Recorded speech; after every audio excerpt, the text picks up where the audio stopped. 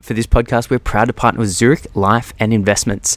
As one of the last true independent life insurers, Zurich has always believed in the value of advice and the professionals who provide it.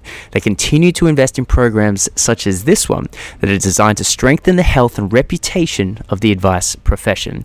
They're excited about the chance to partner with us, XY Advisor, to help shape the future direction of advice and help make it more accessible to more Australians. To find out more or to check out some of the latest advisor support tools, visit the website or ask your Zurich BDM. G'day, how's it going? What do you know? Strike a light. Adam, Turk, what's happening, my man? Hello, boys. Thanks very much for having me today.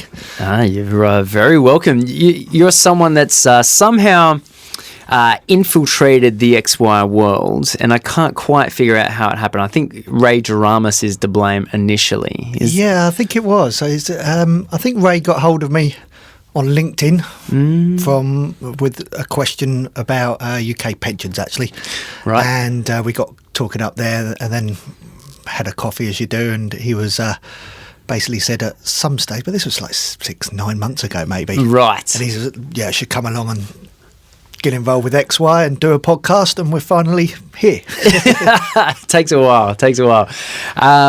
Right, so you moved to Australia 11 years ago. Yeah, 11 years ago now, so I'm in that twilight zone. Like, Aussie English, if I go back home, people think I sound Aussie. Hey, really? Yeah. So you just get shit on either side of it. Exactly. And amongst all my mates over here, and I've really got no English mates over here, so I'm the token POM amongst everyone. It's just too easy, isn't it? Yeah. Well, it's fine. It's good banter. It's good fun. But. And you were brought over here with, one could argue, greener pastures for both relationship and sailing. That's correct? Yeah, well, two loves in life, really. One's sailing, the other one I won't mention. I don't think the wife will listen to this, will she? Been sailing all my life since I was 3 years old, and Sydney's one of the great places to sail. Ultimately, I chased a girl over here, as you do, who's now my wife, I've been coming over here for about 4 or 5 years before we moved over here, and I couldn't really put up a good argument not to move here, really. Ultimately, I think Cecilia tells the story that it'd been 3 weeks in London and it was winter and she hadn't seen the sun in 3 weeks because it'd just been like I don't know how much time you spend in England, but it can be just overcast for weeks on end, and especially in winter. And winter's quite short daylight hours anyway. And she was just suffering from the old... I think it's called SAD, isn't it? Seasonal affective disorder or something. Yeah. And she was just like, I really want to go home to Sydney. And just professionally and in life, it was a good time to go. And difficult not to argue with the place. Hey, it's weather's good. Scenery's stunning. Yeah, beaches is good. Yeah. No, we've got it amazing, and obviously financial services is a pretty strong industry. Yes. Here as well. So, and then if you go back far enough, you were a financial planner in the UK. I was a financial planner back in the day for 5-6 years actually. So that was my real first, or effectively what was a financial planner. It was before or quite all the way. I think we were financial consultants. Right. Then was the way which basically because we could only sell certain products. Right. It was selling then, right? Let's not pretend this is early 2000s, right? Yeah. What were you selling? Back then it was everyone needs an insurance, don't they? And all those sort of things. And I can remember. Probably not much different in age to you guys, but I can remember right at the back end of fairly high commission products, shall we say. So you signed someone up to a MIPS, which was called a medium term investment savings plan anyway. This went on for 10 years, and they were quite heavily upfronted with comms.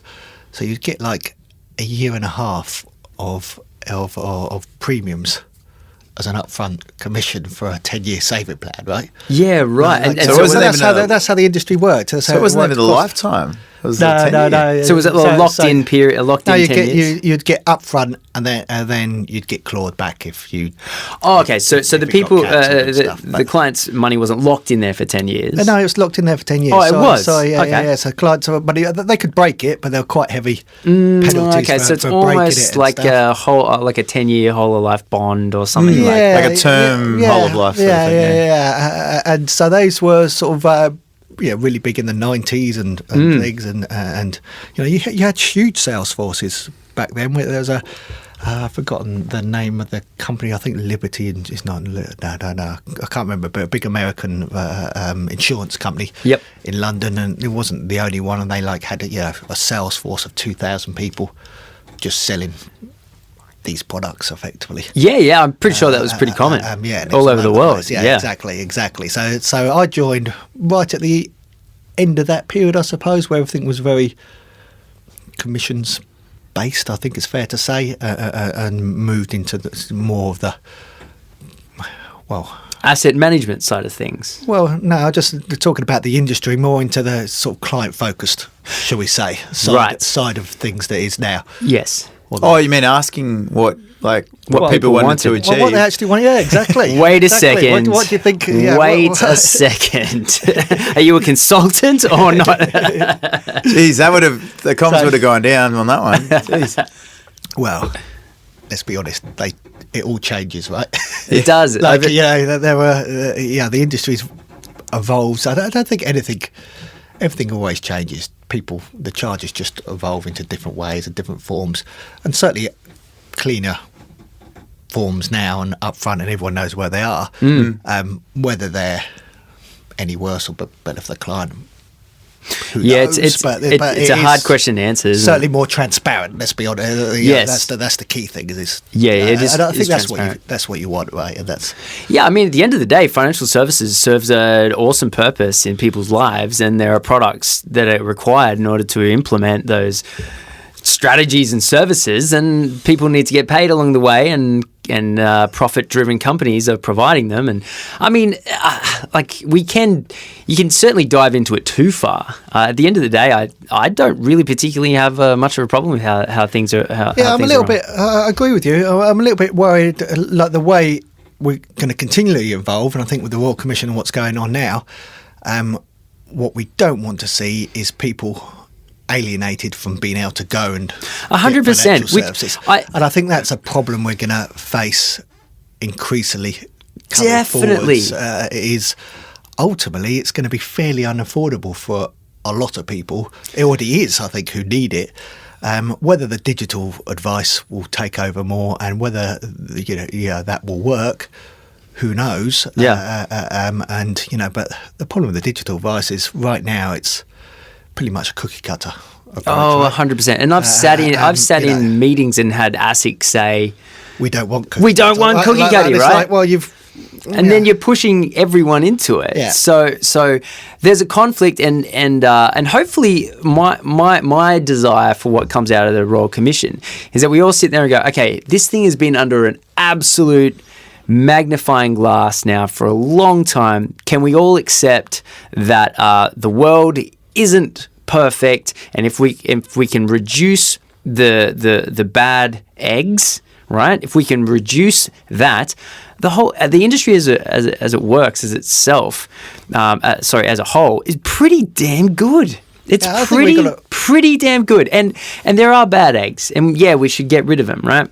I think we've got to have a layered approach, right? I think we've got to have if you're going to see an independent financial advisor, the sort of that's going to look after you holistically, and even that's a dodgy subject now, right? But it's going to look after you, for your individual needs. Then that's one thing, and then we need something that's very clear that isn't that kind of approach, that is a limited approach that will set you up with the best. You need some. We'll give you a basic idea of the type of things that you need, and those may be in-house products, but as long as it's very clear what people are getting up front, and then they can choose which way they need to go.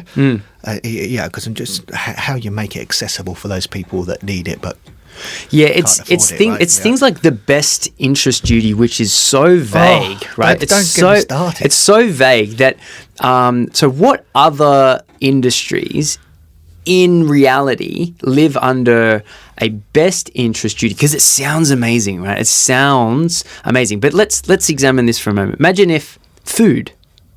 imagine food had a best interest duty. And so that when you walked into a supermarket, it only had, say, 1 or 2 types of milk, for example, at the top of my head, right? And then you got to the end of the aisle of milk and it said, these are all the types of milk that we considered, but we found that it wasn't in your best interest to drink this type of milk. Or what happens if it was with cars and you go to a car yard and you've got every make of car there, and then you say, it's in your best interest to have this particular Ford, and we can't offer. These are all the other models though that you could have had, but we can't allow you to have them. I'd flip that around though, because the best interest, I agree with that, and it's very difficult or impossible to prove is it or isn't it in the client's best interest. It's a crazy hurdle. Well, a lot of things. The best. Well, my background, as you know, is more than the investment side and fund management side now. You don't know what the best thing is, and that's a hindsight play, right? You're not going to know until 3-5 years. And how do you measure best? And how do you measure? Is it lowest fees? And who knows? Is it highest? Is it highest returns? Is it the fact that Host Plus Super, if you look at the PDS on their My Super Balance product, is around 85, I thought it was a bit 90%. More, like 90%, 90% growth assets, right? So you got the Host Plus balanced with 90% growth assets. Well, no, because infrastructure and of course is growth, and alternatiers and property, and VC, I think. I think it's true. I think alternatives were under Mate, it's insane. So how do you judge it? Do you judge it by this broad term of what it says balanced, and then you can put whatever the hell you want in it, and then for the year that's had growth, which is 4 out of 7 years, you're going to win number one product. Come on. See, I think there's a flip side to it though. We know and we all know the rights and wrongs, and we know what clearly isn't in the client's best interest, right? And it's pretty obvious what isn't in the client's best interest, right? Yes. And it's those things we need to stamp down now and get rid of the industry, and it's those things that are causing all the damage to the industry right now, right? But ASIC already has the rules in place. I know. Right? It's already there. If you're not going to enforce what is already available to you, and it doesn't matter if you make new stuff up, does it? I know. Just do the job and enforce what's already there, and all the things that are clearly not in the client's interests, like charging dead people and all that sort of stuff. Whoa. I see dead people. But that stuff doesn't. We have to. It's actually an enforcement issue, right? It's not anything else. It's an enforcement issue. Yes. And we're not having to go at ASIC themselves. They live under their budget, and they've got restraints that naturally come with a reduced budget. So it's not even that they're doing a bad job. But you're right. It's like, okay, what new rules do you want? Yeah. It's we've got them all. Yeah, if they're enforced properly. But how you enforce them and the whereabouts of that's a different argument, right? And I'm sure someone from ASIC would put a brilliant. Well, so I was thinking, what are your thoughts on licensing and the structure of that going forward?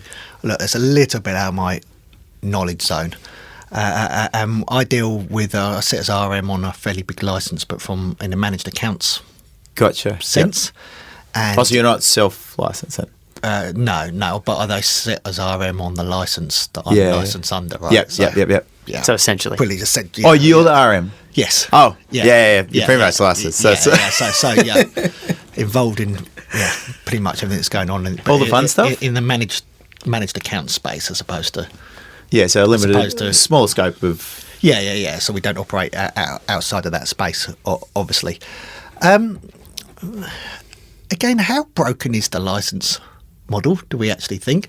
I think if you're a vertically integrated product seller, let's call them sellers, not providers, right? Oh, And that's a bit harsh. It's a bit harsh, but anyway, we're here to be, a bit controversial. If you've got a vertically integrated that, and then you've got a sales force underneath, let's call them advisors. We should do, but effectively they've got them because it's a sales force, right? Like historically, that is broken, right? That is broken. I mean, they can make it work. FOFA came in, right? Yeah. Now, it may cause issues for, say, the parent AMP, but the advisors under AMP, I wouldn't call them sellers. I wouldn't. And I'm not saying. I'm just saying on that. AMP see them as sellers for sure. That's the reason they did it, right? That's not like we're talking about. I'll agree to philosophically, we're not talking about the individuals. We're talking Sure.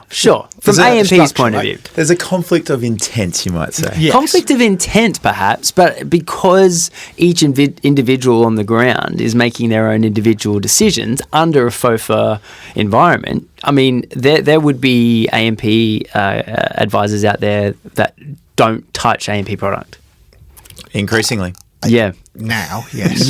Yes. In recent times. Well, and it's moved that way, but let's not, 5 years ago, hell no. Sure.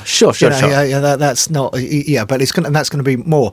I think from a licensing point of view, I think the smaller groups, I don't see how everyone can really go. There's a lot of movement towards the all individuals becoming licensed. Yes. Well, ASIC can't even how do you enforce that? ASIC will do something to reduce that for sure. Yeah, how would that work? So ASIC is now responsible for monitoring every individual person and everyone's. Yeah. And I think a lot of people don't understand who aren't self-licensed is all the processes and everything you've got to have behind the scenes, right? And everything there, and everyone's going to be. No, I don't see that's viable. Right? I think things like the Wealth Network, Dean Holmes, where he's got 10, or he's working his way to 10 companies in the one license. Yeah, and I think that works, and I think that sort of smaller dealer group that have 10, 20, 30, 40, you start to need to put systems and processes in place, I think, to manage over that. Because one of the things as a dealer group, you've got to go and monitor these people. You've got to physically go and see all these people, right? And do it fairly regularly. It's not good enough to go once a year, I'm collecting my fees and, leave you to it. It's all got to be monitored, right? So but I see nothing wrong with those setups. And I can't see, there's clearly always going to be bad eggs, if you like. There's always going to be, that's always going to happen, And in any industry, you can't. No, correct. How many people have done SEO, right, that hasn't worked out? We've found some good people, but we've used some pretty average people.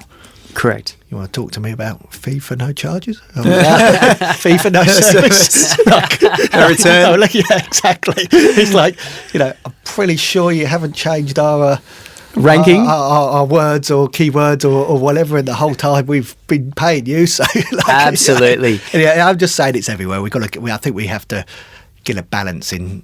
And I think what's happened, from my understanding of what happened with AMP, it was less to do with the fact that they incorrectly charged and rebated. That's an important part of that story, is they realised that they had charged this fee for no service and then rebated the money. That happened. If anyone watched the Four Corners expose, on AMP, that came out. But it appears that the issue was around the cover up of it happening at all. Yeah. And so I'm sure that they've improved their systems and processes. And before they even got called out on it, they refunded the money. So I guess it was what they'd done to try and pretend like it didn't happen, Yeah.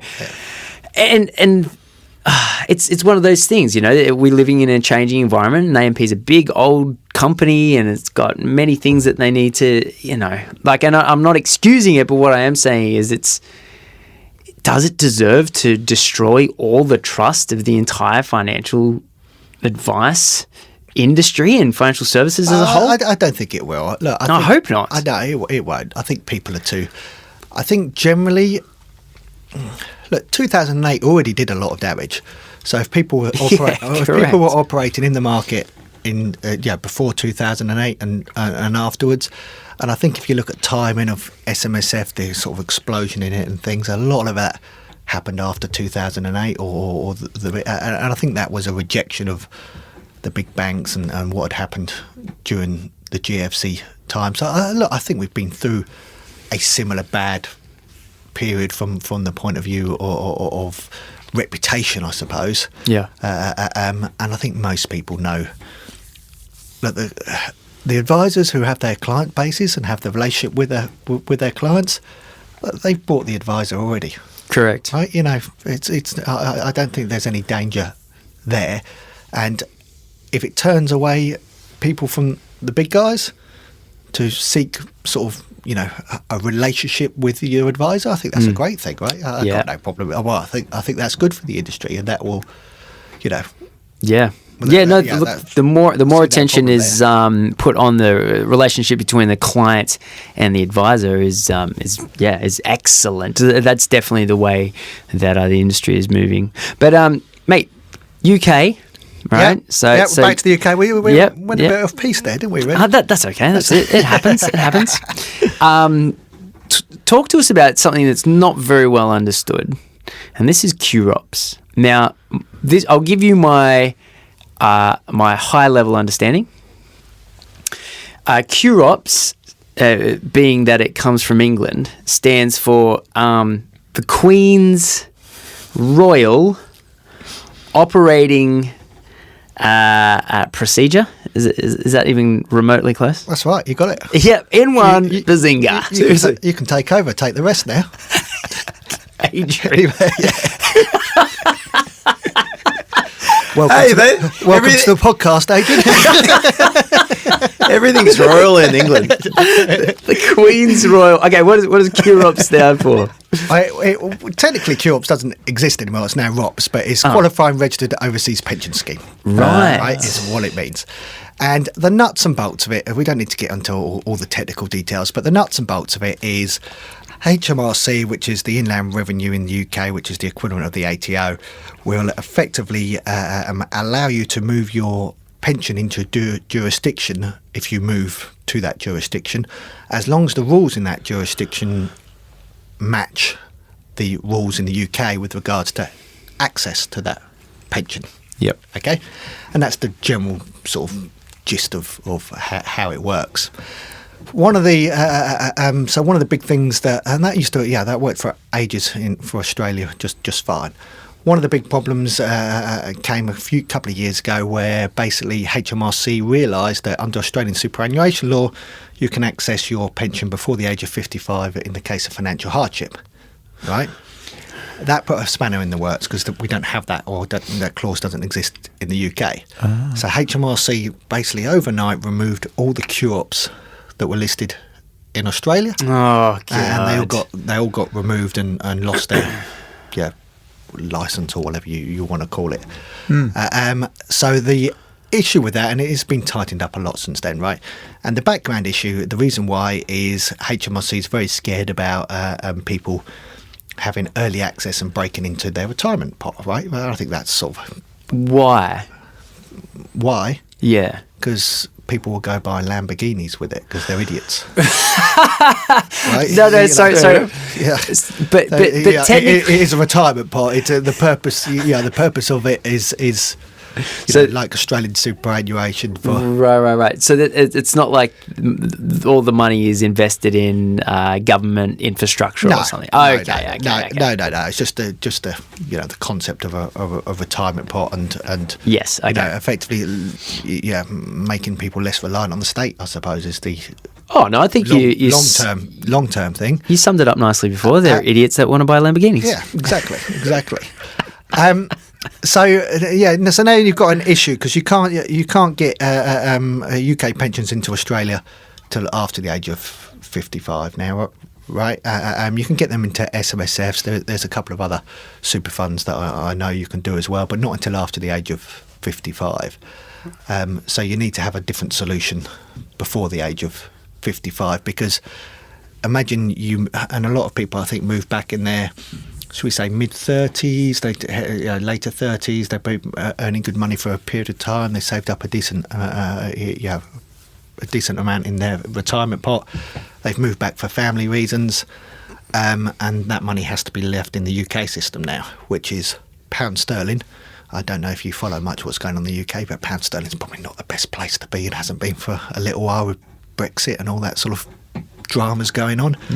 And your UK-focused investments, right, as the Australian superannuation system is for Australian-focused investments. So like a 50% exposure generally? Yeah, at least. At least? Yeah, at least. Wow. At least. So you're in pound sterling and you're in UK-focused investments, and you might be there for 20 years plus. But don't they have the choice that's available, like on platforms over here? Or? No, so in the pension system over there, invariably, you don't really. You can choose what risk profile or what risk category you might be. Conservative, balanced, aggressive. Well, you can choose one of those. But underlying, you won't really get to choose the investments or anything. You can move into a SIP, a self-invested pension scheme. Yep. Oh, self-invested personal pension. Sorry. It's not really self-invested in the UK, right? Because you can't be your own trustee. Well, over here you can be an individual trustee or corporate trustee of an SMSF. Is it more like a wrap? Is that sort of like a wrap over here? Yeah, you have a professional trustee, okay, right, who dictates what can and can't be invested on. But most of the SIP trustees will only deal via an advisor anyway. That way you can have some flexibility about what you invest in, but it's much less flexible than, say, an SMSF. Right, yep. An SMSF is, you have a lot more input. So it's almost like having like an approved products list they've got over there. Correct. So, but that's the best way. There are things that have got to be what's registered, called a standard investment, but we don't need to go into all the details and regulations there. But that's the basic principle. It's like an APL. So could you get direct shares in it, or? Yes, you can. Yeah. There's no. You could do via your. Just not your own artwork. It's not really doesn't let you have your own artwork. No, definitely not. I mean, investment. It's just it is more restrictive, but so and that's the situation now. There are solutions around that. There are solutions where you can have Australian dollars. You can invest in Australian dollars, and you can invest in a load of Australian funds and things for the 20 years you're over here. So at least you can have it in appropriate investments and then move it over here later on. Okay, just go back on that for a second. So quite limited. You got your SIPs and you got your normal super funds over in the UK, which is mostly tailored towards UK investments. Then over the age of 55, you can roll it into a SMSF, or there's a couple of product solutions. Yeah, so it's not just quite something. You can't just roll it into an SMSF. Right. You have to various different things. You have to register that SMSF QROPS status. That means you've got 10 years of reporting once the money's moved into that SMSF. So you have to report to HMRC. Look, it's an area you need some specialist help on, because I've already spoken to some people and XY have done things and were, shall we say, going down the wrong avenue. Yeah, there are some basic things like really don't contaminate your QROPS and your non-QROPS assets. That's a bit of a disaster. So if one was now, of course, this isn't advice, but if someone was to roll over money from a QROPS into a self-managed super fund, what you're saying is, well, you have to register that self-managed super fund as a QROPS in the first place, which is special deeds and all the rest of it. And don't put any Aussie assets in there. Look, at least keep them segregated within there as a minimum. Again, we're not no advice. No advice. Here, this is definitely not advice. Put it like this: if you get audited at some point in the next 10 years, how are you going to prove which assets are UK, which assets are non-UK, right? And how, because you can potentially get fined on the whole pot. Yeah, right. But who's going to fine you? HMRC. And they can fine you from the UK. Correct. And the ATO would allow that to You've happen. got 10 years of... The ATO would let that happen? Yes. Wow. Is the R in that? Because it's still considered until the reporting period is over. Yep. You're still considered as... I'm surprised the ATO would let that happen. You're in the process, effectively, of making that transaction, right? So the fact is that transaction kind of takes 10 years. That's a pretty big deal. So it's a pretty big deal. So what happens if someone listening, even years from now, right, they've buggered it up, they've put the assets together and they've got 5 years to go? Is there anything that they can do? Is there an escape parachute emergency? Ultimately, the chances, as long as you're not being you have to report significant payments and everything to HMRC. So as long as the money's sitting there, that the chances of being audited are probably fairly slim. I understand. Right? The consequences of being audited are fairly quite high. So right. It's just one of those. So if you've made a mistake, you're going to have to go back to your accountant and say, look, that we're going to have to unwind what happened there. Then you're going to have to get the whole thing audited properly and find out how much that is. Fair enough. It'll be a headache. A night, and then you're going to have to justify it all.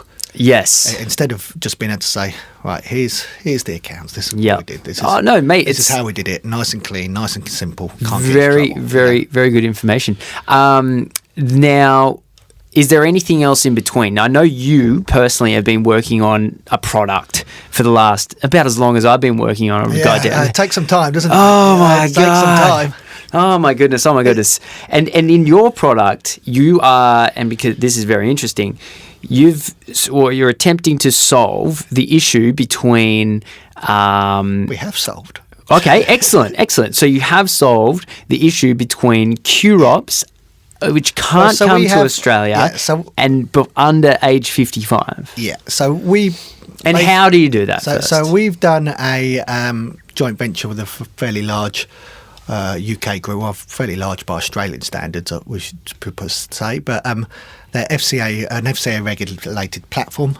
And what is an FCA regulated Financial platform? Conduct Authority, ASIC, in the UK. Right. Okay, and so this platform, which is available on multiple SIPs and QROPS trustees and things, can hold Australian dollars. Yes. And in it has a load of Australian investments, Australian funds, solutions. So even though if you're in the UK, you can't invest in Australian things, you've got this weird hybrid where you're allowed to use QROPS in Australian dollars to invest in Australian things. So the money can't technically leave the UK and doesn't technically leave the UK. It goes into a UK platform that then can invest into Australian funds and Australian solutions and Australian investments and hold Australian dollars. Right. Now that sounds remarkably simple, right? No, it doesn't. It's not. One of the things you have to remember is nothing in the UK integrates with anything in Australia, right? Yeah. You can't get anything to integrate. So it's So it's taken nearly coming on for 18 odd months since we realised. And there's nothing like just waking up in the middle of the night and stepping on as many bits of sharp pieces of Lego as possible, right? Just for every day for 18 months, just because I know what it's like. It's hell underwater doing startup stuff. Now, what I was going to say is you've got. I'd actually really appreciate to learn your process. So where did this idea come from? And then how did you go about achieving it? I'm always interested to ask those questions.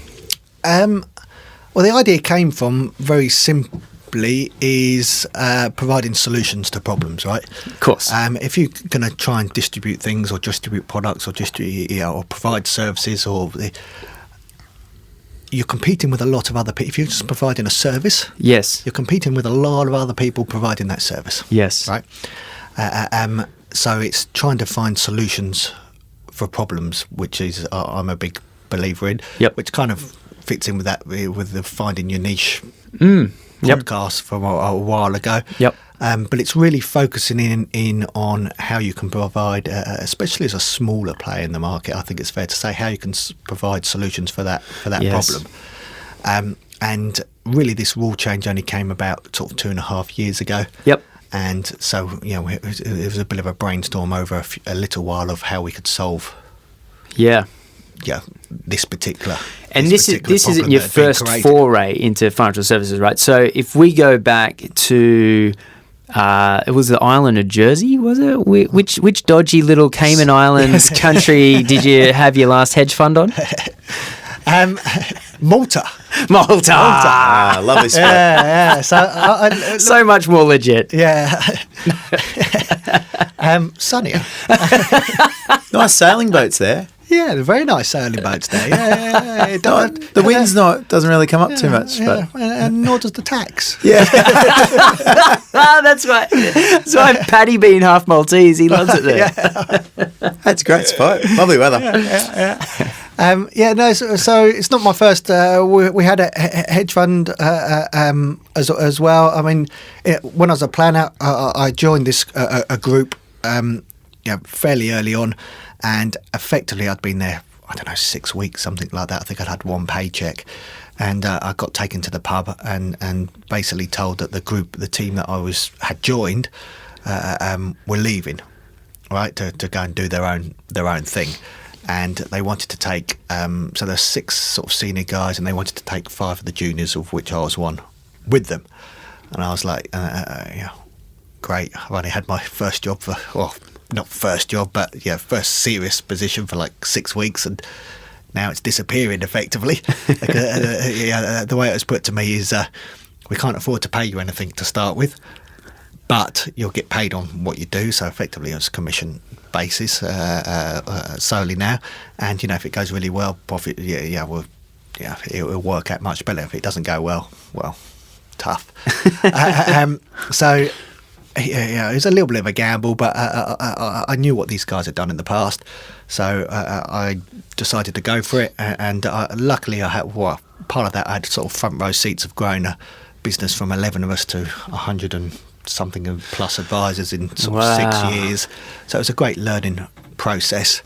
I've actually got a bit of a stats background, and I wanted to get more into the sort of money management side of things. Investment management. Investment management. And I thought we could bring this in-house, and I thought we could do it way better than it was being done at the time.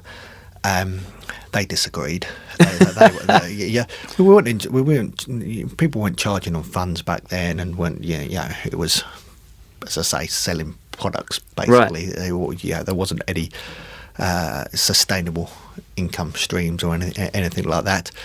So we were giving this away to a bigger fund management group, and just forgetting about it. Really wasn't being monetized at all. It's crazy when you think about it now. So effectively, things came to a head. We partly wanted to start looking at moving back here, or Cecilia did. I wanted to get into that side of the business. I'd been running some money for myself for quite a while, and I'd built various sort of quant automated trading programs to do that. Oh, nice. And is that with direct shares or futures? Direct shares, yeah. I stayed in direct shares. Automated basically. Trading. When was this? 2006, 2005 probably right. started. I think I got my first email around that time. So that was so I went into we came to an agreement, and that they buy out there, and I went and decided to, rather like you, go and do my own fund and launch that and get that going just before the GFC. Perfect. that was great work, great timing. What was the name of the fund? Oh, you don't have to share, but was it like, the Rise of the Phoenix or something? Well, it should be now, because it is back. Hello! It was Harborside Capital then as well. Is that right? Yeah. Oh, but it was a Maltese yes. company. But, the Stitzy version. Yeah. So look, we weren't open for very long, because effectively what happened is, and this is one thing I would share with people who are still listening, maybe. Like always, if you're running your own stuff, the consequences of unexpected regulatory change can be huge. Yeah. Right. So always, and I'm a great. If we get into things, we'll talk about tail risk and all the rest of it. Right. you've got to think as a business owner, what is your tail risk all the time? What is going to shut you down? What is going to call you? What's going to cause you to have a loss that you can't?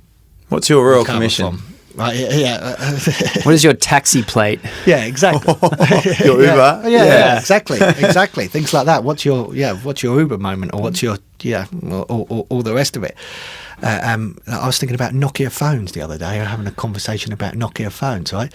And who would have said in 2005, 2006, everyone had a bloody Nokia Absolutely. phone, right? They were the only Snake phone was the best thing. Right? Yeah. Yeah. So you've got to be thinking about that all the time. And the GFC came around. It caused a lot of, losses for all sorts of people, and the regulators were playing catch up at the time, and they came across with a white paper, which isn't even an actual law change or anything. It's just, we're looking at these things and this is what we considered. And basically in the white paper it said that anyone was in anything that was offshore was going to be considered an unregulated collective investment scheme, UKIS, as opposed to UCITS, because that's the regulated one. It's just like, well, call it something different. And effectively, from that moment, all the PI insurers went, you can't invest into those structures. So we were getting money from our networks, and those networks could no longer invest there. And if you're a new funder, you can't take money in. It's tough yards, right?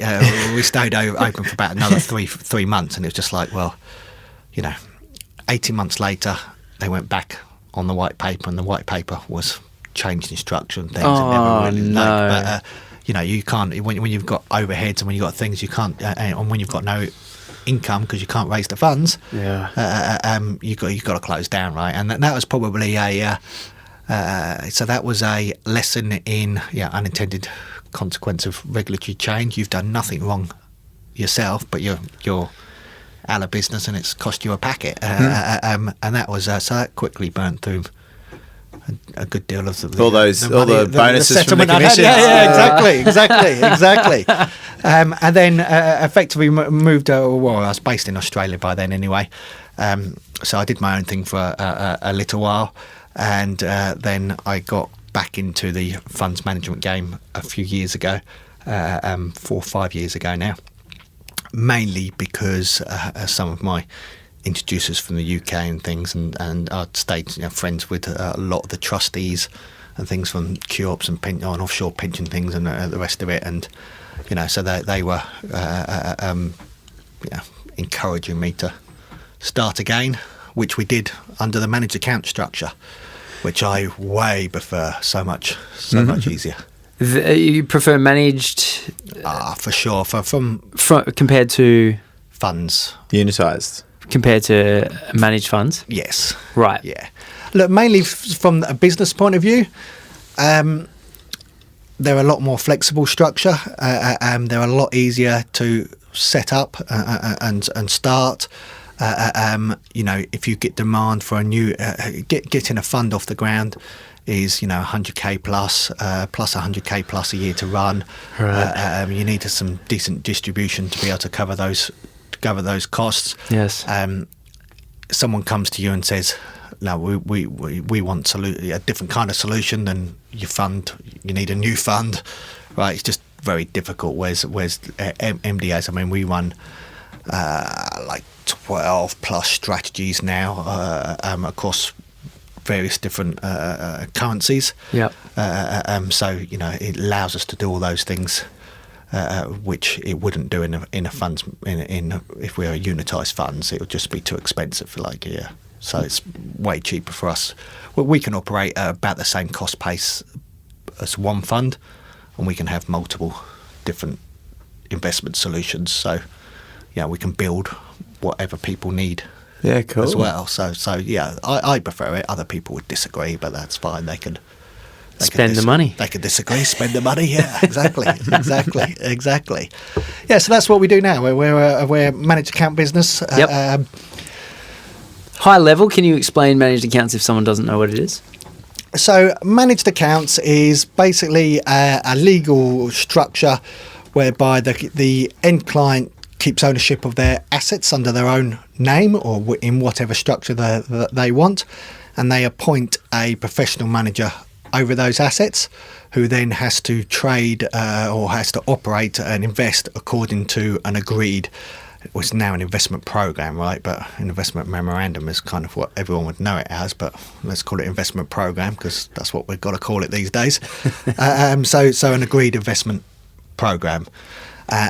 So you can't operate outside of that program, right? So and that can be anything you can think of. Yeah, right. Just about. And then how do financial planners use it? Or they don't, or they do? Yeah, in different ways. Obviously, do you mean on managed accounts in general? Because I'm sure that yes. You can go direct to managed account providers. Some financial planners I know have MDA on their license. Yes. By the way, others that are operating MDAs, and I mean making the investment decisions about, and even if they're operating an SMA, there's changes coming up in October. Yeah, let's talk about that. Their licenses, because we've spoken about these changes before. What are these? So basically, in October, the ASIC's no action. I don't know what no action opinion is really the best way to describe it on managed accounts or MDAs is changing or disappearing in October the 1st, which means that after a few years of reviewing and consulting and all the rest of it, it's what was happening or was that advisors were operating on third-party platforms. Yep. Okay. And basically operating their own MDAs. Yep. And getting away with the fact that doing it through a platform, a third-party licensed platform, was meaning that they didn't have to have the MDA license and authorizations. Right. Right. You just used the authorization through the platform. Effectively, just using the authorization.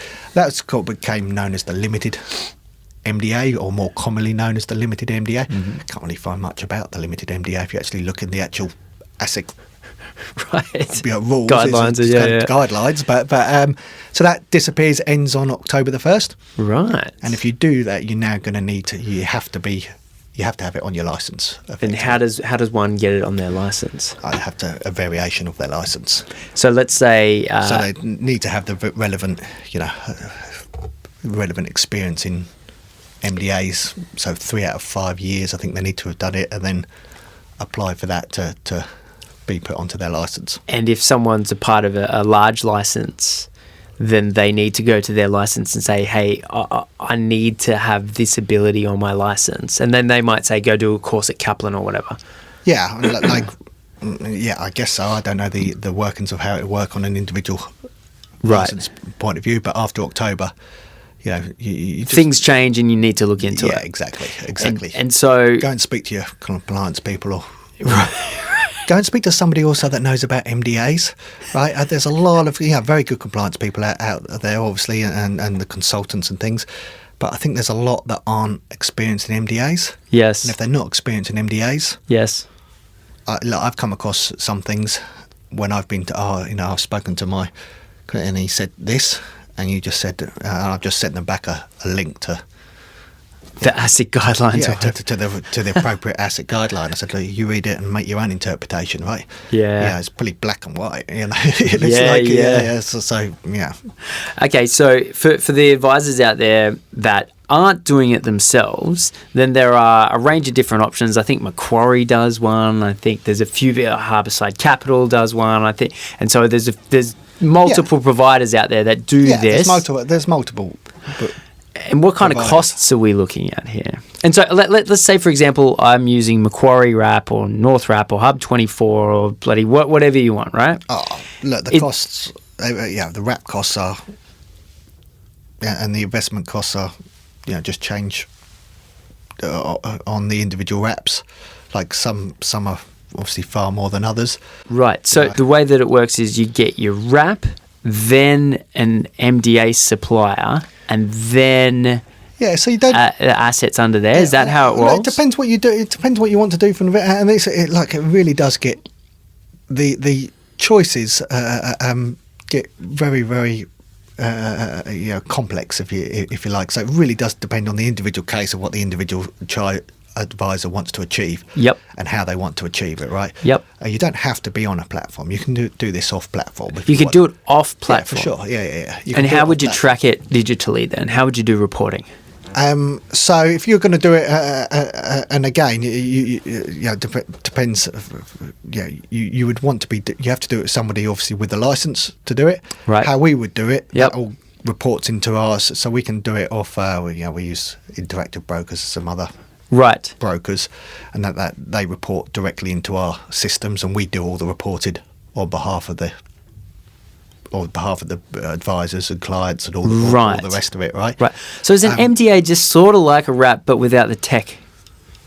Yeah. You can. Interesting. It's just a structure. It can fit inside a wrap. It can fit outside. Doesn't have to be in a wrap. Yeah, so right. If you can operate it way cheaper, like a managed fund. I guess you can own a managed fund on and off a wrap. And so if you're doing it off a wrap, right, you can deliver your investment, and you can deliver your investment to the end client at much cheaper price point. Interesting. But it's probably not going to have all the bells and whistles of a wrap and all the options of a wrap. But if that's what you want, so if you're running a pretty passive investment philosophy, yep. Okay, and I know it's very popular right now, and we might get onto that in a second because I don't believe it even exists. But anyway, we're going to get a bit left field there.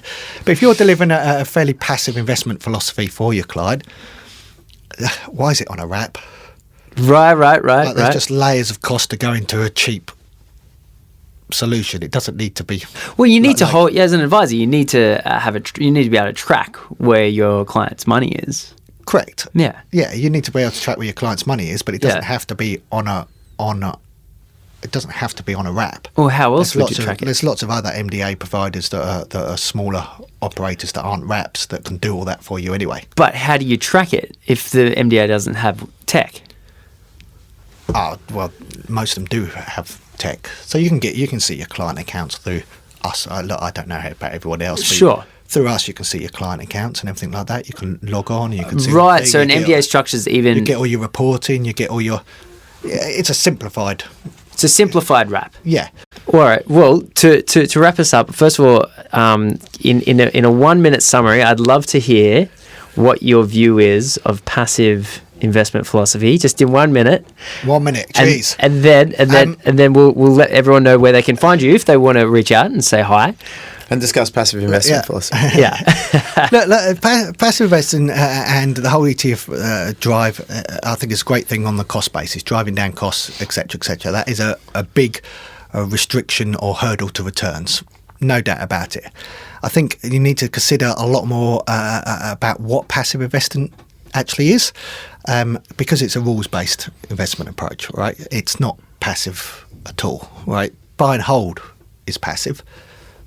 Passive, as we know it, is basically you're rebalancing every quarter. For instance, you're, let's say, an ASX 200 ETF.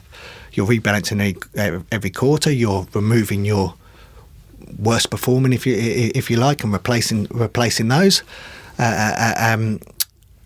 So you've got a set of. Well, you could argue, and it's 1 minute on it, but you could argue it's a long-term momentum play because you're just continually removing your worst performance and performers and adding new ones in that hopefully will do better. That is part of the reason you're creating a right-hand skew, which I get into talking about a lot when we're talking about risk and things. But that's partly the reason that markets, when you look at a market, they tend to go up over time. Well, of course they do, because you're continually replacing your worst ones with better ones, right? So, but you are following a rules-based investment approach. Now, some thoughts that I'll leave you with, that I think advisors especially really need to think about.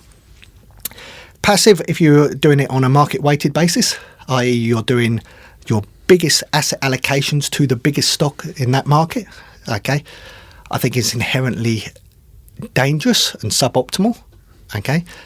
It works really well in some markets, or has for a period of time. Australian market, not so sure about. I'm not so sure I've been so comfortable with it. And the reason being, if we have a look, compare Australia to the US very, very quickly. In Australia, the top 20 stocks, right, or top 10 stocks make up something like 45% of the ASX 200. Right, so you're basically investing in that top 10 stocks. Okay, average age of those companies in the top 10 stocks is, it's the banks, it's the resources. They are. Some of those have been around for over 100 years. Right, it's pretty up there. Compare that to the US. Okay, look at the top 10, top 20 stocks in the markets in S&P 500 or something. A load of those companies weren't even around 15 years ago. Okay, so no wonder you're allocating your biggest, in the US, you're allocated your biggest positions to stocks that are growing the fastest or have been growing the fastest.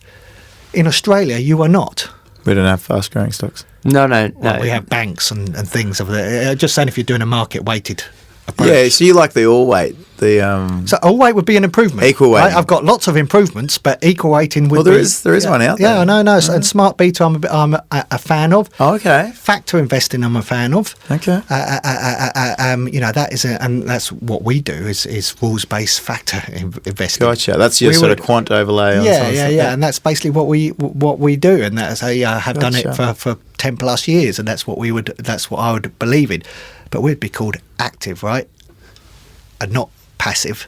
And what I'm saying is passive is actually active. Rules-based. It's actually active to a certain extent. Anyway, you just need to it's all about the rules. The rules are underneath.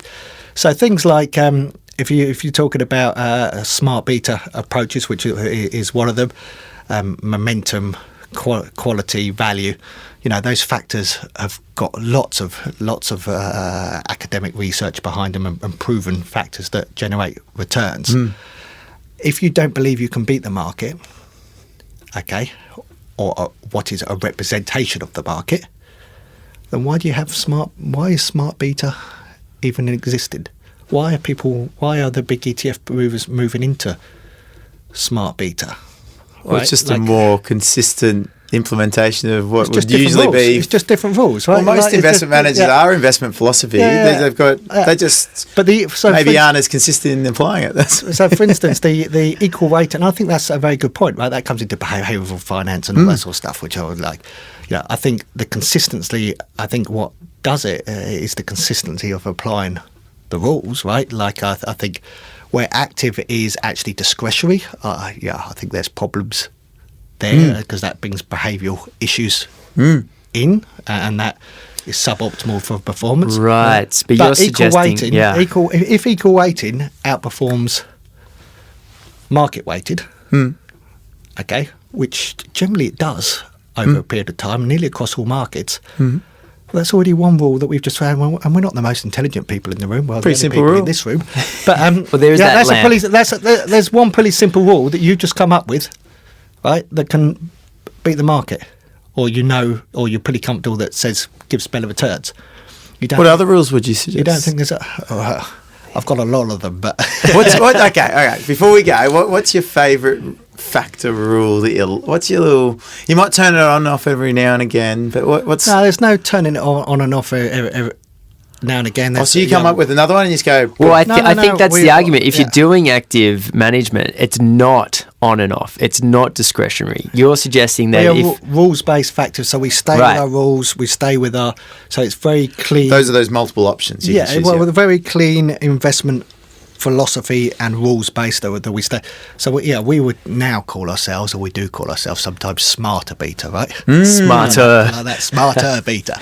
I will thank you very much for coming on here, mate. And if someone wants to reach out and say hi, how do they find you? Best way is just send me an email at adam@hscapital.com.au. Have a look on our website.